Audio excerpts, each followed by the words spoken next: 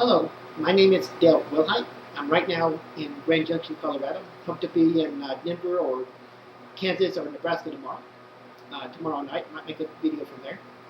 If you want to find anything about me, go to MySpace where I have a page, or you can go to Twitter or Facebook where I have an account. This is a very sensitive subject I'm going to talk about. It's something that apparently the sex experts and whatever don't want to deal with or don't want to discuss.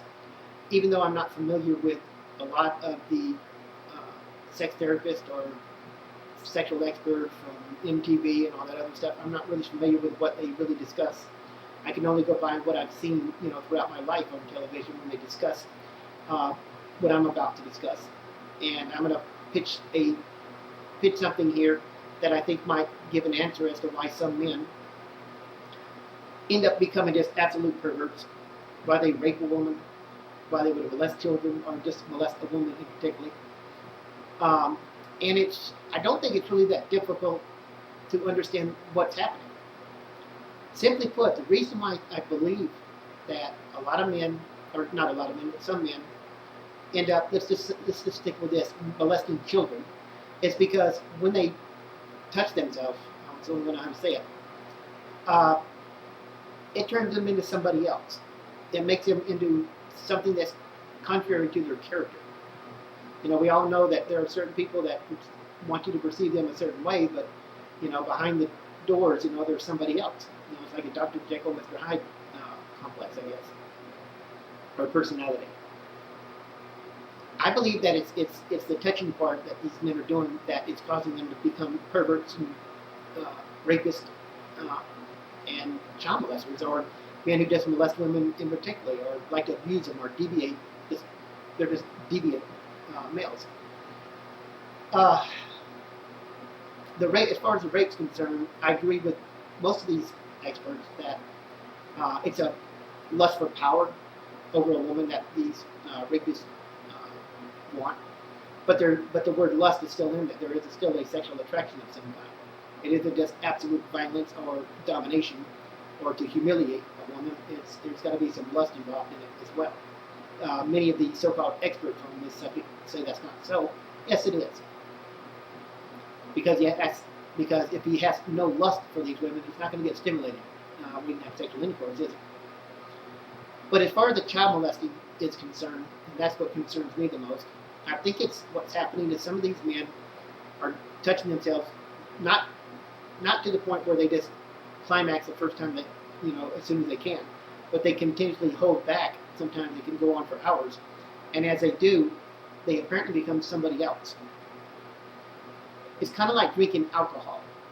I've met, and I'm sure whoever's watching this video has met or known people who are great people when they're sober, but when they become high from drugs or alcohol, they seem to become somebody else.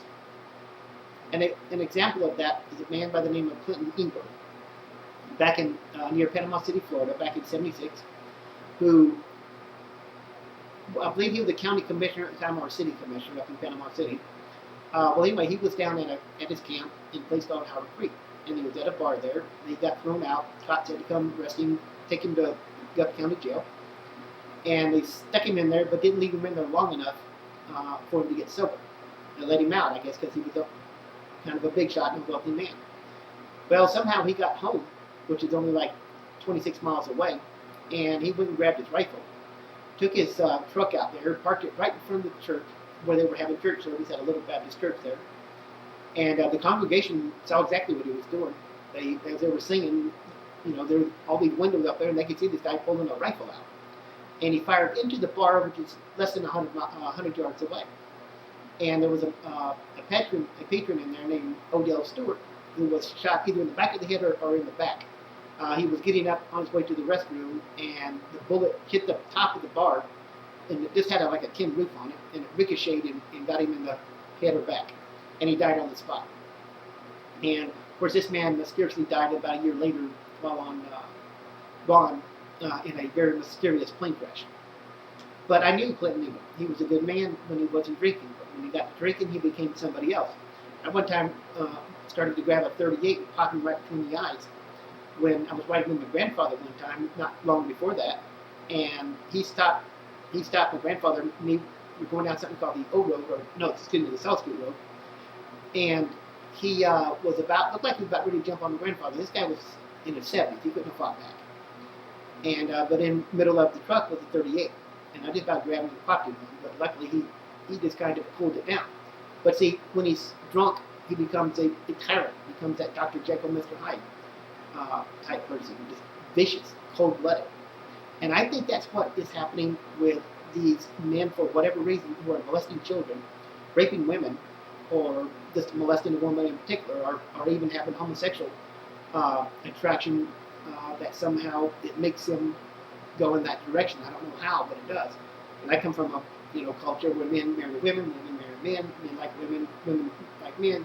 That's all there is, in the culture that I come from. So I think that's what is happening. I think that some of these perverts are just that.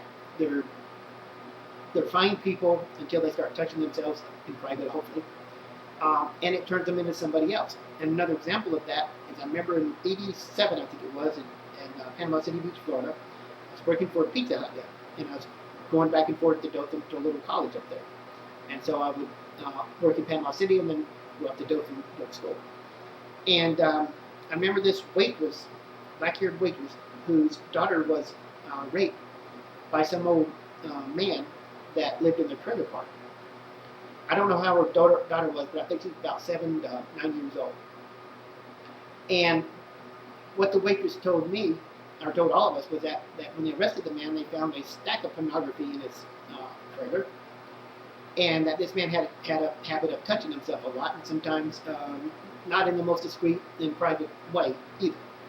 That's why everybody avoided him. But it's when he got to doing that, he became somebody else. But before that, she said you could touch this guy walking down the street or on the beach somewhere, he's the nicest guy in the world. But then he would go back to his trailer and start doing that. And it was during that time that he was doing that her daughter just happened to walk by there, and somehow he grabbed her and raped her. And I think he got life in prison. He's probably dead by now. But he was like in his 70s, I think, at the time. But that's what I think is causing a lot of it. And I don't think these so-called sex experts are dealing with this, or considering this as a possibility of what's causing this. So all I can say to most women out there is be very careful about the kind of guys you date with or get around. And if you determine or have evidence that there is, even though it's not easy, evidence that there's a guy who is addicted to touching himself and seems to have a split personality, sometimes that's what you might be dealing with. You may be dealing with a guy that, when he's not sexually stimulated, he's a very normal person. But when he becomes stimulated, he becomes something else. And that's the danger right there. That's where the danger for kids are at. That's a danger where women are at. And that's something that needs to be considered. And that's why you have to be very vigilant and very well aware of any man you're around. Again, as far as the rape is concerned, I still think that there's stimulation involved. Obviously, for some reason the experts say there's not. There's got to be. But I think that's where some of it comes from. I think that primarily comes from the date rapes, though more likely. I've had about 3 girlfriends in the past that have been, one was raped on a date rape, one was raped by her best friend's husband, and the other was raped while at work. Got a little longer one off over here on the coffee pot. Okay, I just wanted to pass that on because it's a subject I've always wanted to talk about, because it doesn't seem like anybody else is going to do that. And it's just something that needs to be thought of. And you as women out there really need to be aware of this. And you need to protect yourself. If you have children, protect them. And be very vigilant. Look at a guy. Don't get suspicious. Don't see something that's not there, or think something that's not there. You just have to be smart about it. And if there is a guy like that you know of, there's evidence something that he may be addicted, that's when you need to really be watchful, because I think that's what the cause of it is. I can't prove it. I'm not an expert. I can only go by what I believe is true. Thank you for your time, and hope this helps.